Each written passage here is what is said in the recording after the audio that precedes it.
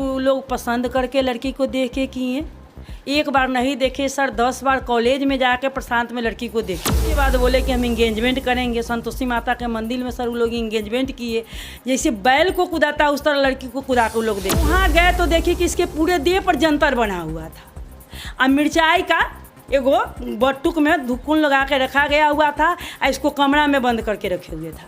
तो हम कहे कि क्या ये आप लोग क्या कर रहे हैं? तो इसको भूत लग गया है। हम कि आज तक तो भूत इसको कभी नहीं लगा।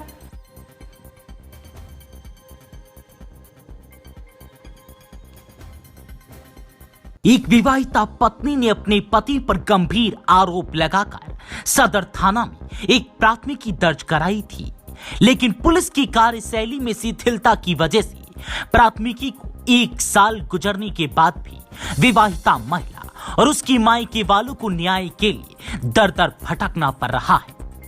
दरअसल विवाहिता महिला का आरोप है उनके पति का दूसरी लड़की से शादी के पहले प्रेम प्रसंग का मामला चल रहा था, लेकिन दहेज के प्रलोभन में जीएनएम की ट्रेनिंग कर रही अहियापुर थाना क्षेत्र की रहने वाली ब्यूटी कुमारी से हिंदू रस्मो रिवाज के साथ वर्ष 2021 में सदर थाना क्षेत्र के रहने वाले खबरा निवासी अंकित कुमार से अप्रैल माह में धूमधाम के साथ शादी करवा दी गई। शादी के कुछ महीने बीतने के बाद विवाहिता से पीछा छुड़वाने के लिए और दहेज की मांग मानसिक प्रताड़ना के साथ ससुराल पक्ष के द्वारा दिया जाने लगा। इतना ही नहीं, विवाहिता महिला को मानसिक रोग से ग्रसित करने के लिए कई उपाय भी अपनाए गए। तरह तरह के डिप्रेशन की दवा और झाड़ फूंक के सहारे विवाहिता को मानसिक रोग से ग्रसित कर उसके मायके पहुंचा दिया। ग्रामीण क्षेत्र से रहने वाले किसान माता पिता ने अपनी जमीन बेचकर अपनी बच्ची की बेहतर जीवन के लिए सपने संजोए थे। वह इस घटना के बाद अपनी बच्ची के ससुराल पक्ष को कई बार हाथ पैर जोड़े, लेकिन उन लोगों का मंसूबा ही कुछ और था। विवाहिता के ससुराल पक्ष ने फैमिली कोर्ट में डाइवोर्स का अर्जी दे डाली। इसके बाद विवाहिता से संपर्क तोड़ लिया। वहीं विवाहिता ने अपने साथ हुई प्रताड़ना और छल कपट के लिए न्याय की उम्मीद से अपने पति और ससुराल पक्ष पर लिखित शिकायत दर्ज कराई, लेकिन पुलिस की शिथिलता के कारण विवाहिता को न्याय के लिए दर दर भटकना पड़ रहा है। माता पिता ने शादी में दहेज के लिए अपना सब कुछ पहले ही बेच डाला था। फिलहाल न्याय के इंतजार में छोटे छोटे स्कूली बच्चों को शिक्षा ज्ञान बांट रही है।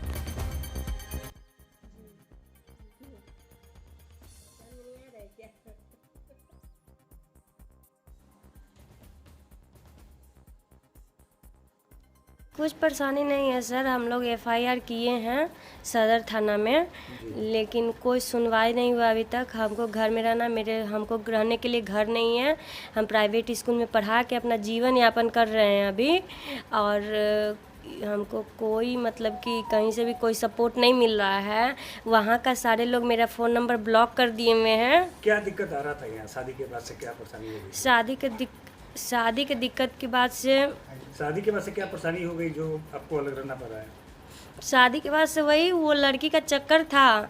लड़की के साथ जाके रहता था, तो हम बोलते थे कि मत रहो, बात मत करो उससे। तो बोला कि चलो मम्मी के यहाँ तुमको घुमा के ले आते। मम्मी के यहाँ घुमाने यहीं छोड़ के चला गया। अच्छा, फिर उसके बाद डाइवोर्स फाइल कर दिया। तो फिर उसके लिए आपने कहीं न्याय के लिए कहीं कुछ किया था? वही सदर थाना में एफआईआर दर्ज करवाए हैं। अच्छा, कैसे शादी हुई थी आपकी? मेरा शादी अरेंज मैरिज।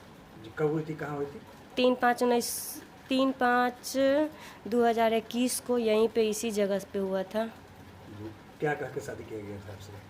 यही कि शादी करेंगे आपसे, आप मेरे घर रिश्ता भिजवाइए।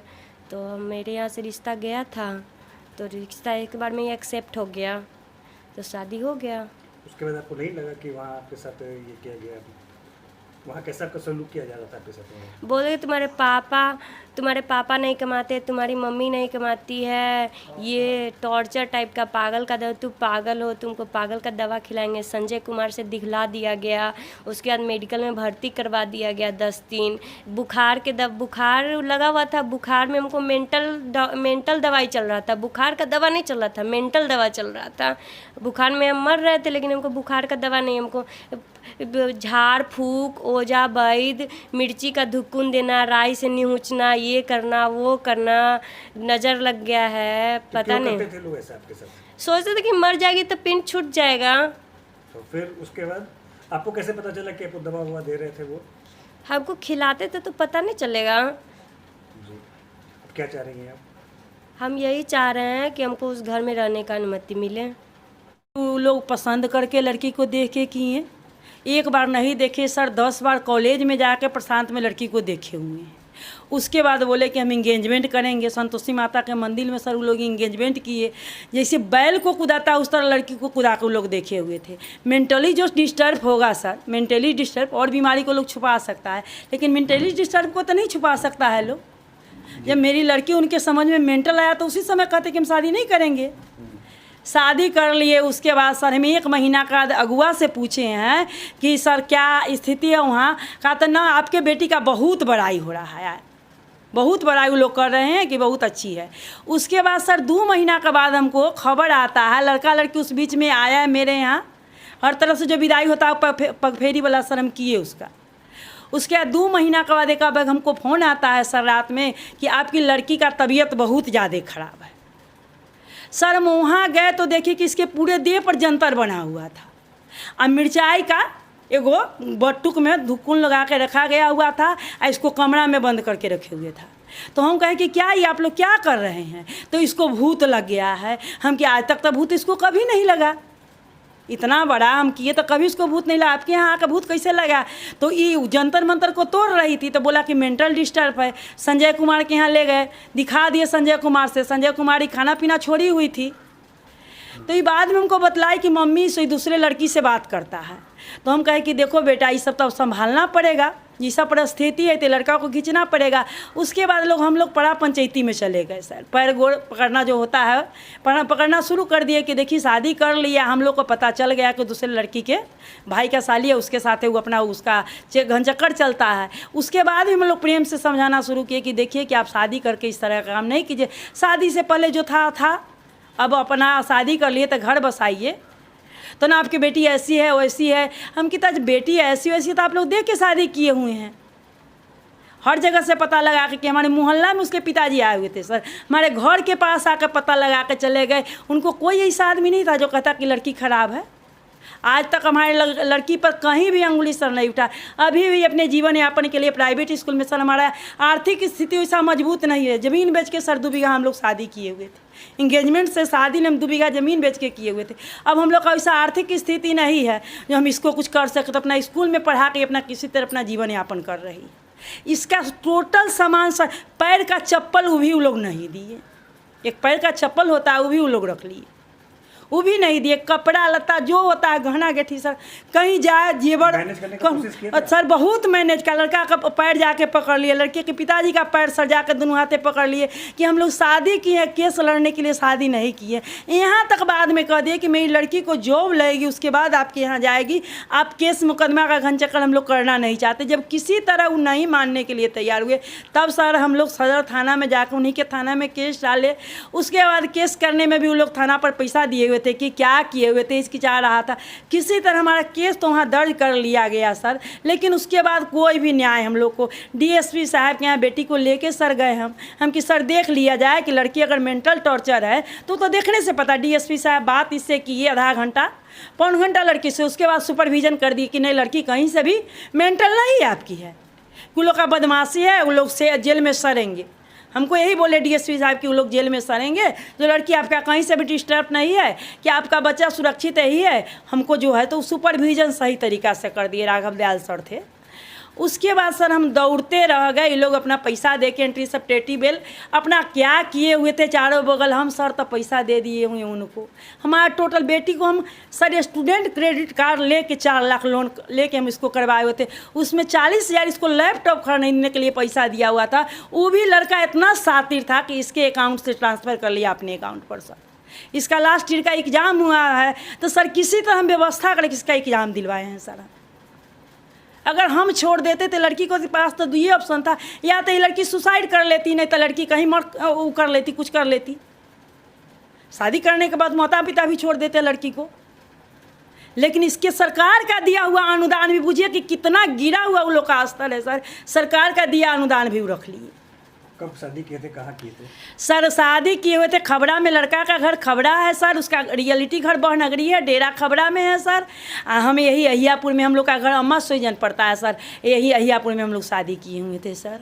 जी, अभी तक न्याय नहीं मिला? कोई न्याय सर नहीं मिला। 70 से उन लोग के पास पैसा है, वो उसकी माँ बोलती है बार बार कि तुम्हारे ही पैसा से तुमको ताप जाएंगे, हमको अलग से पैसा लेने का कोई व्यवस्था नहीं, तुम्हारे ही पैसा लेके तुमको भी ताप जाएंगे, तुम्हारे बेटी को भी ताप जाएंगे। मेरे बेटा के लिए तो बहुत अच्छा अच्छा रिश्ता आ रहा है, हम शादी कर लेंगे, मेरे बेटा के लिए टेंशन नहीं लो, हम तो बेटा को बंगलौरे में शादी कर लेंगे। बच्चे हैं, हम कुछ दिन ड्राइवरी किए, उससे कमा के अपना सारा जीवन यापन इसी पर लगा दिए। इन लोगों ने रिश्ता तय किए, अरेंज मैरिज। 10-15 दिन ये लोग प्रशांत में जाके लड़की को देखे, लड़का भी देखा, लड़के के भाभी और भाई ये लोग सब देखे। और इसको जब शादी हो गया तो कुछ ये बोलती थी जे लड़का सोता है 12 बजे के बाद वो लड़की से बात उत करती है हमसे। तो हम कहे अच्छा कोई बात नहीं है, गार्जियन के रूप में इसको डांट उठ के जो रहना है अब वही है, हिंदू सनातन धर्म में दूसरी शादी नहीं होती है, ये सब होते रहता है, छोड़ो इसको। लेकिन इस बात को कंट्रोल अपने हम समधी को भी बात कहे, समधिनी को भी कहे कि देखिए अब शादी हो गया, लेकिन इसको थोड़ा कंट्रोल कीजिए। तो अपने बच्चे को कंट्रोल नहीं करके, और मेरे समधी और मेरे समधिनी मेडिकल डिपार्टमेंट से हैं, वो जानते हैं कि जो दवा कौन सा दवा देंगे तो ये डिस्टर्ब होगी और कौन सा दवा देंगे इतना तो ज़रूर जानते हैं। वो जब मेडिकल में है, वो भी अभी दुकान थोड़ा उस वक्त गरीबी में थे तो दुकान सुइया दवाई करके वो अपना चलाते थे। अब थोड़ा सरकारी वेतन पर थोड़ा धनी हो गए हैं तो अब हो गए हैं, उस वक्त तो वो कंपाउंडरी करते थे। हम कहे बहुत अच्छी बात है, मेहनत करके आप निकले हैं। तो वो जानते हैं कि जो किस दवा को खिलाने से मानसिक डिस्टर्ब होगा, तो हम लोग इस पर दबाव डालते थे अपने। हम तो उनके बच्चे पर दबाव नहीं डाल सकते हैं, लेकिन हम तो अपने बच्ची को ही दबाव इनको। कब पता चला आप लोग को कि ये 2-3 दिन के बाद ही अपना मैसेज हम लोगों को कहने लगी मौखिक रूप से। लेकिन हम शिक्षा का एक जो रूल होता है, हम अपने बच्चे को ही डांटते थे, बच्चे पर ही अपना क्रूरता दिखाते थे, नहीं वो ठीक है तुम ही गलत हो। ये सब करते धरते लगभग जो हो टाइम उतना तो नहीं ख्याल है, 1-2 महीना के आसपास तो इन्होंने एक दवा खिलाया जिससे हमारी बच्ची आज तक मांस मछली नशा पान नहीं किए हुए है। मेरे समझ से वो तो डॉक्टर साहब जानेंगे, कोई नशा उशा कोई इसका यूज किए जिससे मेरी बच्ची को मेडिकल तक इन्होंने अति किया। हम सरकार से आपके थ्रू माननीय प्रधानमंत्री, माननीय मुख्यमंत्री, आईजी साहब, डीआईजी साहब से अनुरोध करते हैं, किसी पढ़ने लिखने वाली बच्ची को मानसिक प्रताड़ना दे के और टॉर्चर करके इतना कर के और मेरे दरवाजे पर वो रख दिए हैं। और हम जो भला बुरा है वह तो सेवा करते हैं, हम कहाँ इसको फेंक दें। वो तो हमारे दरवाजे पर फेंक गए, हम इसको कहाँ फेंक दें। आईजी साहब या डीआईजी साहब अभी इसका कोई डिसीजन नहीं निकाले हैं। हमको कोर्ट का चक्कर, पुलिस का चक्कर दौड़ा रहा है, लेकिन मुझे अभी तक कोई न्याय नहीं